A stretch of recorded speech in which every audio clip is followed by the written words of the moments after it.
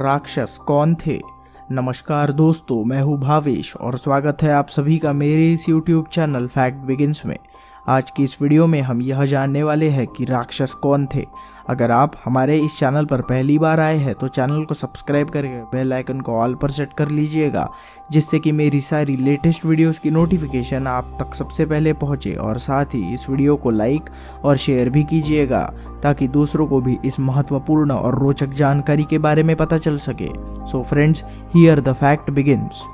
प्राचीन काल में सुर, असुर, देव, दानव, दैत्य, रक्ष, यक्ष, किन्नर, दक्ष, निषाद, वानर, गंधर्व, नाग आदि जातियां होती थी। राक्षसों को सबसे पहले रक्ष कहा जाता था। रक्ष का अर्थ होता है जो समाज की रक्षा करे। राक्षस लोग पहले रक्षा करने के लिए ही नियुक्त हुआ करते थे, लेकिन बाद में इनकी प्रवृत्तियों के बदलने के कारण और अपने कर्मों के कारण बदनाम होते गए और आज यह असुरों और दानवों जैसे माने जाते हैं। देवताओं की उत्पत्ति अदिति से, असुरों की दीति से, दानवों की दनु से, कद्रु से नाग की मानी गई है। पुराणों के अनुसार कश्यप की सूरसा नामक रानी के यातुधान यानी राक्षस उत्पन्न हुए थे, लेकिन एक कथा के अनुसार प्रजापिता ब्रह्मा ने समुद्रगत जल और प्राणियों की रक्षा के लिए अनेक प्रकार के प्राणियों को उत्पन्न किया था। उनमें से कुछ प्राणियों ने रक्षा की जिम्मेदारी संभाली थी तो कुछ वे राक्षस कहलाए, और जिन्होंने यक्षण यानी पूजा करना स्वीकार किया वे यक्ष कहलाए। जल की रक्षा करने के महत्वपूर्ण कारण को संभालने के लिए यह जाति पवित्र मानी जाती थी। राक्षसों की प्रतिनिधित्व इन दोनों लोगों को सौंपा गया। हेती और प्रहेती ये दोनों भाई थे। ये दोनों भी दैत्यों के प्रतिनिधि मधु और कैटभ के समान ही बलशाली और पराक्रमी थे। प्रहेती धर्मात्मा तो हेती को राजपाट और राजनीति में ज्यादा रुचि थी। रामायण काल में जहाँ विचित्र तरह के मानव और पशु पक्षी होते थे, वही उस समय में राक्षसों का आतंक बहुत ज्यादा बढ़ गया था। राक्षसों में मायावी शक्तियां भी मौजूद होती थी। वे अपनी शक्तियों से देव और मानवों को आतंकित करते रहते थे। रामायण काल में संपूर्ण दक्षिण भारत और दंडकारण्य क्षेत्र यानी मध्य प्रदेश और छत्तीसगढ़ पर राक्षसों का ही आतंक हुआ करता था। दंड नामक राक्षस के कारण ही इस क्षेत्र का नाम दंडकारण्य पड़ा था। दोस्तों, आगे जानते हैं राक्षस हेती और प्रहेती के बारे में। हेती ने अपने साम्राज्य विस्तार हेतु काल की पुत्री भया से विवाह किया था। भया से उसके वधुतकेश नामक एक पुत्र का जन्म हुआ था। उसका विवाह संध्या की पुत्री सालकटंकटा से हुआ था। माना जाता है कि सालकटंकटा व्यभिचारिणी थी। इस कारण जब उनका पुत्र जन्मा तो उसे लावारिस छोड़ दिया गया था। वधुतकेश ने भी उस पुत्र की यह जानकर कोई परवाह नहीं की थी कि यह न मालूम किसका पुत्र है। बस यही से राक्षस जाति में बदलाव आया। भगवान शिव और माँ पार्वती उस अनाथ बालक पर नजर पड़ी और उन्होंने उसको सुरक्षा प्रदान की। उस अबोध बालक को त्याग देने के कारण माँ पार्वती ने श्राप दिया था कि उसे राक्षस जाति की स्त्रियां जल्द गर्भ धारण करने लगेगी और उनसे उत्पन्न बालक तत्काल बढ़कर माता के समान अवस्था धारण करेगा। इस शाप से राक्षसों में शारीरिक आकर्षण कम, विकरालता ज्यादा रही। शिव और पार्वती ने उस बालक को नाम सुकेश रखा था। शिव के वरदान के कारण वह निडर था। वह निर्भीक होकर कहीं भी विचरण कर सकता था।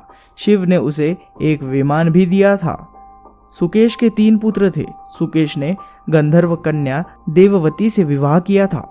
देववती ने सुकेश के 3 पुत्र हुए। पहले का नाम था माल्यवान, दूसरे का नाम था सुमाली और तीसरे का नाम था माली। इन तीनों के कारण राक्षस जाति को विस्तार और प्रसिद्धि प्राप्त हुई। इन तीनों भाइयों ने शक्ति और ऐश्वर्य प्राप्त करने के लिए ब्रह्मा जी की घोर तपस्या की थी। ब्रह्मा जी ने इन्हें शत्रुओं पर विजय प्राप्त करने और तीनों भाइयों में एकता और प्रेम बना रहने के लिए वरदान भी दिया था। वरदान के प्रभाव से यह तीनों भाई अहंकारी हो गए थे। तीनों भाइयों ने मिलकर विश्वकर्मा से त्रिकुट पर्वत के निकट समुद्र तट पर लंका का निर्माण कराया और उसे अपने शासन का केंद्र बनाया था। इस तरह उन्होंने राक्षसों को एकजुट कर राक्षसों का अधिपत्य स्थापित किया था और उसे राक्षस जाति का केंद्र भी बनाया था। लंका को उन्होंने धन और वैभव की धरती बनाया था और यहाँ तीनों राक्षस ने राक्षस संस्कृति के लिए विश्व विजय की कामना की थी। उनका अहंकार बढ़ता गया और उन्होंने यक्षों और देवताओं पर अत्याचार करना शुरू कर दिया था, जिससे संपूर्ण धरती पर आतंक का राज कायम हो गया था। इन्हीं तीनों भाइयों के वंश में आगे चलकर राक्षस जाति का विकास हुआ था। तीनों भाइयों के वंशज में माल्यवान के वज्र, मुष्टि, धीरु पार्श्व, दुर्मक, सप्तवहन, यज्ञकोप, मत्त, उन्मत्त नामक पुत्र और अनला नामक कन्या हुई। सुमाली के प्रहस्त, अकंपन विकट, कालिका मुख, धूम्राश, दंड, सुपार्श्व, सहादी, प्रधस, भास्कंड नामक पुत्र तथा रंका, पुंदपोक्तड़ा, कैकसी, कुभिनशी नामक पुत्रियां हुई। इनमें से कैकसी रावण की मां थी। माली रावण के नाना थे। रावण ने इन्हीं के बलबूते पर अपने साम्राज्य का विस्तार किया था और शक्तियां बढ़ाई थी। माली के अनल, अनिल, हर और सांपत्ति नामक 4 पुत्र हुए। ये चारों पुत्र रावण की मृत्यु पश्चात विभीषण के मंत्री बने थे। दोस्तों, यह बात जानकर आप बड़े ही अचंभित होंगे। रावण राक्षस जाति का नहीं था। उनकी माता राक्षस जाति की थी, लेकिन उनके पिता यक्ष जाति के ब्राह्मण थे। पुराणों के अनुसार इनमें से अधिकतर वंश महर्षि कश्यप से निकलते हैं। इनका अलग अलग विवरण इस प्रकार है।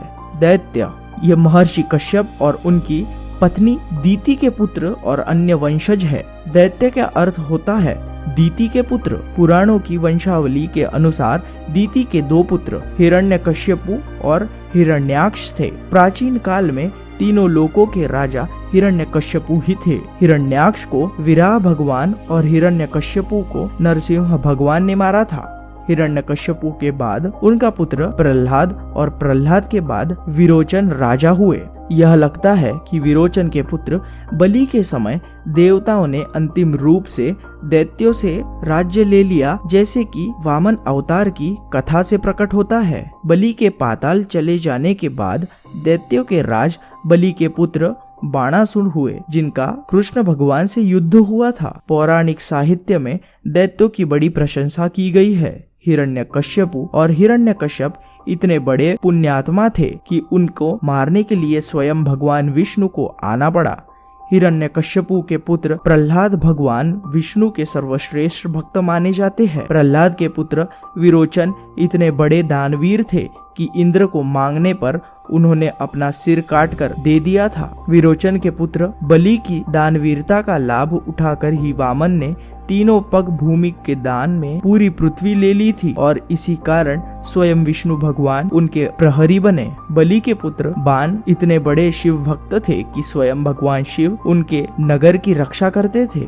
आगे की जाति है दानव। कश्यप की पत्नी दनु के वंशज दानव कहे जाते हैं। दनु के 34 पुत्रों के नाम महाभारत में गिनाए गए हैं, जिनमें विप्रचित्ति सबसे बड़ा है। इनमें वृक्षपर्वा नाम के दानवराज का नाम भी आया है, जो ययाति के पत्नी शर्मिष्ठा के पिता थे। महाभारत में वर्णित ययाति की कथा में इनका नाम प्रमुखता से आया है। आगे जानते हैं असुरों के बारे में। दैत्य और दानव से भिन्न असुर किसी वंशज का नाम नहीं है, यह एक विशेषण मात्र है। यह लगता है कि वैदिक काल में यह विशेषण सम्मान सूचक था, क्योंकि ऋग्वेद में इसका प्रयोग अधिकतर स्थानों पर सकारात्मक रूप से किया गया है। इंद्र और वरुण को भी आदर से असुर कहा गया है। यह लगता है कि बाद में ईरानी आर्यों से कूटता होने के बाद असुर शब्द को नकारात्मक रूप से लिया जाने लगा। बाद में तो आसुरी का मतलब ही मनुष्य की बुरी प्रवृत्तियों से लिया जाने लगा। तो दोस्तों, ये थी हमारी आज की वीडियो राक्षस कौन थे इसके ऊपर। उम्मीद है आपको वीडियो जरूर पसंद आई होगी और आशा करते हैं कि आपको नई जानकारी भी जरूर मिली होगी।